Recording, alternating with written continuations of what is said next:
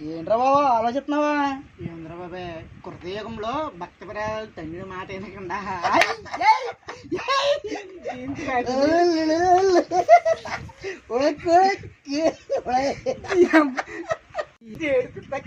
మీరా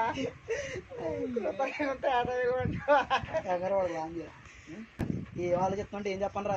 కృతయుగంలో ప్రహ్లాదుడు తండ్రి మాట వినకుండా గొప్పడయ్యాడు. ప్రహ్లాదుడు అంటాక సంగనాయత్నం చెప్పి త్రేతాయుగంలో రాముడు తండ్రి మాట విని గొప్పడయ్యాడు. ఇప్పుడు నాకు అర్థం కాదు, తండ్రి మాట వినాలా వద్దా? ఎవరిని చెప్పాలరా? కృతయుగం ప్రహ్లాదుడు. కృతయుగంలో భక్త ప్రహ్లాదుడు భక్త ప్రహ్లాదుడు భక్త ప్రహ్లాదుడు భక్త ప్రహ్లాదుడు నారాయణను సేవించి గావించిన భక్త ప్రహ్లాదుడు. ఇప్పుడు